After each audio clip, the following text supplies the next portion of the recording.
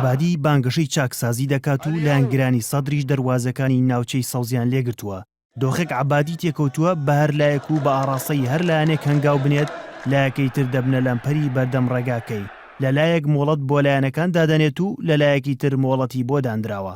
چوارشەممەی ڕابردوو مۆڵەتی عەبادی بۆ پێشکەشکردنی کاندیدی وەزارەتەکان کۆتایی هات، بەڵام نەکورد و نەسوونە کاندیدیان پێشکەش نەکردووە ئامادەژنین پێشکەشی بکەن. شیعەش لە ناوخۆیدا ناکۆکی قوڵی هەیە و ناگەنە ڕێککەوتن. نووسینگەی حەیدەر عەبادی سۆرەگ وەزیرانی عێراق دوای ئەوەی لەدەی ئەم مانگە بەڵگەنامەیەکی چاکسازی و ئەنجامدانی گۆڕانکاری بۆ سەرجەم فراکسیۆنەکان نارد، کۆتایی ئەم هەفتەیەشی وەک دواوادە بۆ دیاریکردنی ناوی کاندیدەکان دیاری کردبوو، بەڵام هیچ لایەنێک کاندیدی خۆی پێشکەش نەکرد و عەبادی هەفتەیەکی تری وەک دواوادە درێژ کردەوە. لایەنە بەشداربووەکانی حکومەت پێیان وایە عەبادی هیچ بیانوێکی نییە بۆ گۆڕینی وەزیرەکانیان تاوەکو ئەوان کاندید بۆ ئەو پۆستانە دیاری بکەن. لە بەرامبەریشدا ڕەوتی سەدر ئەو هەنگاوانەی عەبادی بۆ ئەنجامدانی چاکسازی بانگای ڕۆتینی دەبینێت و داوای بنبڕکردنی گەندەڵی و چاکسازی ڕاستەقینە و گۆڕانکاری ڕیشەی دەکات کە تەنیا خودی عەبادی لێ بەدەربێت.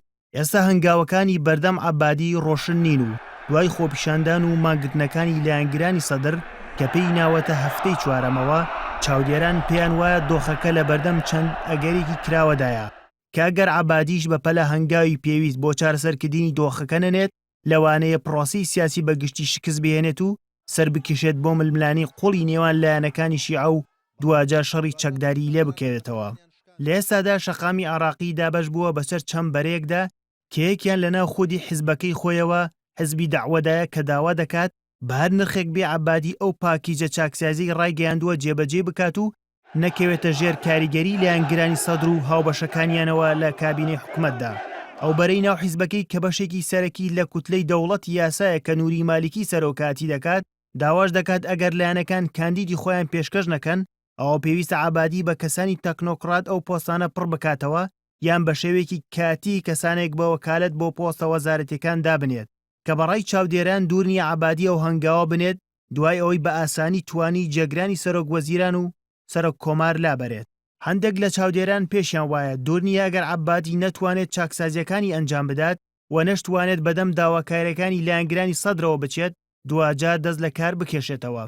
لەلایەکی ترەوە کورد و سوننەکان بە هەموو جۆرێک گۆڕانکاریەکانی عەبادی لە پۆستە وەزارەتیەکان ڕەت دەکەنەوە و پێیان وایە خودی ئەو گۆڕانکاریانی عەبادی داوای دەکات ڕوون نییە و بە تەواوەتی نازانێت دەیەوێت چ گۆڕانکاریەک ئەنجام بدات.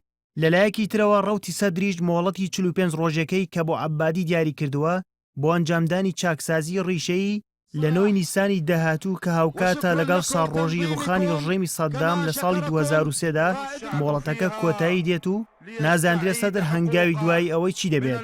ئەوەش پرۆسی سیاسی عێراق لە بەردەم ئەگەری کراوەدا دەهێڵێتەوە کە ڕوون نییە چارەنووسی عێراق بەرەو کوێ دەبات. سەرهەنگ ئیسماعیل NRT